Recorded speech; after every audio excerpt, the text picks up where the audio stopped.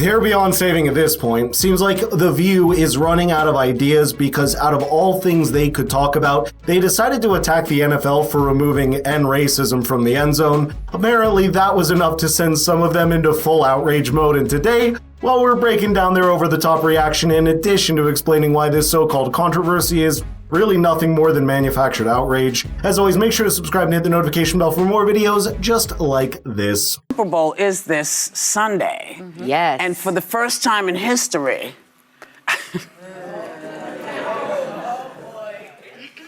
a sitting president will be at the game. And it's already setting off controversies. Like after the NFL decided to edit their end racism slogan in the end zone for Sunday's game, now it's going to read choose love. The NFL says it has nothing to do with the new president attending. What do you think of this rewrite? I think you're a bunch of hypocrites. If this issue was really that important to them, well, why didn't they slap the slogan onto their fancy floor design, or put it behind them, or wear it on a shirt? I mean, someone clearly put in the effort to make that stage look like a football field, but no, instead of actually something meaningful, they just wag their fingers and expect applause. And can we talk about Whoopi for a second? She still refuses to say Trump's name as if it is he who shall not be named, Voldemort. And it'll summon him out of thin air. It's really funny to me at this point. Now that we have this out of the way, let's listen to Gloomy Hostin's great take.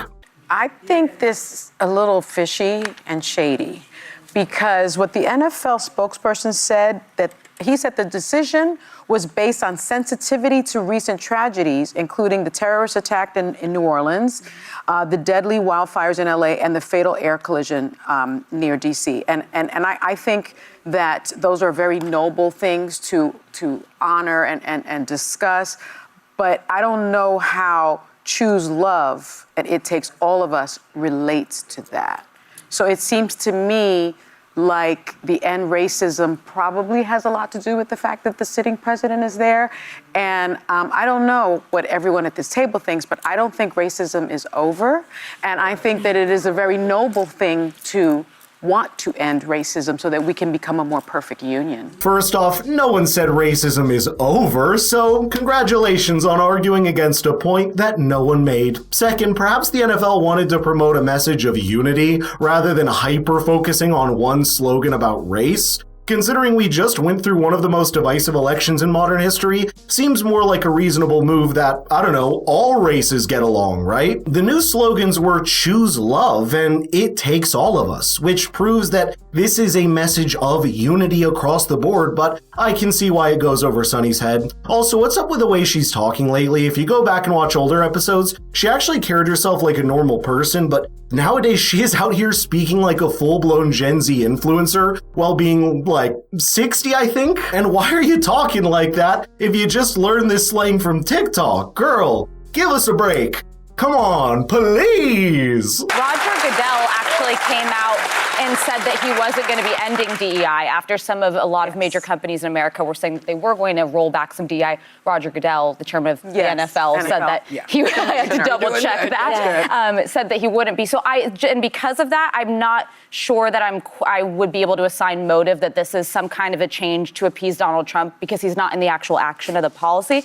I kind of saw it as maybe more all-encompassing of a number of tragedies and hardships that the country's dealing with. Thank you, Alyssa, for choosing the common sense route for once. In fact, the NFL's commissioner defended the league's DEI practices, saying, quote, "We think we're better when we get different perspectives, people with different backgrounds, whether they're women or men, or people of color. We make ourselves stronger and we make ourselves better when we have that." Huh, why are you guys not, I don't know, putting women in the leagues then? Anyway, you get it. That whole narrative that Trump told them to change things doesn't hold water. Drop a like if you think it's a hoax by the left to create some buzz around the issue. I do. This is the same commissioner who stood up against Trump during his first presidency, criticizing him multiple times before. Anna Navarro had a different take, and I'm not sure what she was trying to say here. Look, I think given what's going on in this country, anytime we can read the words and say the words "and racism," we should, because right now, as we speak, Latino immigrants are being terrorized and everybody's being treated and seen as if we were criminals and rapists. Mm-hmm. DEI programs are being rolled back, not just in the federal government, but corporations are taking their lead from Donald Trump, and they are ending those programs. Clubs for LGBTQ, for Latinos, for African Americans in schools like West Point are being taken away. So let's, each of us, take the message of end racism and internalize it and channel it, and let us go out there and end racism and fight against racism and speak up against racism. I totally agree. So why don't we start with you and Sunny? For instance, back in November, Anna famously said that she was getting calls from her rich friends who voted for Trump and they're about their nanny being deported, to which she replied with, quote, "I told them that I suggested they learn how to clean their kid's ass."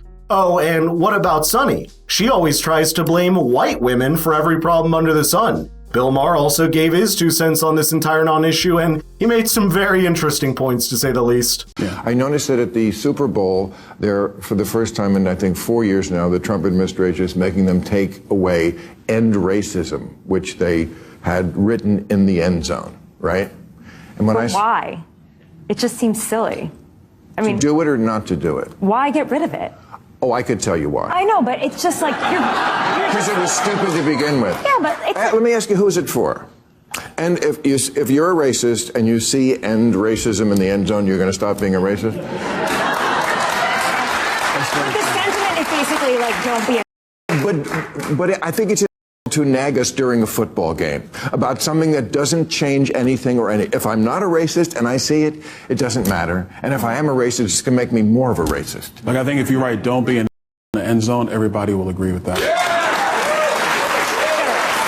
Exactly. This low-effort, empty virtue signaling just isn't going to cut it anymore. If you actually want to change something in society, well, focus on 3 different things: organize, plan, and work. That's how real change happens, not through some hashtag or a 5-second name drop that you're going to forget about the moment the cameras stop rolling. The problem with this performative nonsense is that it lets people feel like they did something when, in reality, they accomplished nothing. It's the illusion of activism without any of the effort. Here's proof of how the "end racism" slogan wasn't actually doing anything, and the clip I'm about to show you is from the same episode of The View. How long has end racism been in the end zone? 2021. Since 4 years. Okay, Probably this- after George Floyd.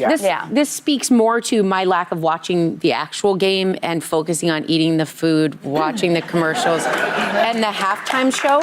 But I just learned about this end racism when the topic was brought to me. So I was like, does everyone know about it? I think if you're going to take something that important away, you don't put anything there. If you're saying we're going to take that away, because it creates a false equivalent and minimizes the importance of the original message. I've got to disagree because once again, they put a gigantic "it takes all of us" instead. Us includes everyone, and that's the whole point. It's time to stop turning everything into identity politics and start focusing on what actually unites us. But I'd love to know your thoughts here, so let's get the conversation rolling in the comments down below. And if you want your friends to get their news from independent sources, please like us, share the videos with them. Thank you so much for watching, and I'll see you in the next one.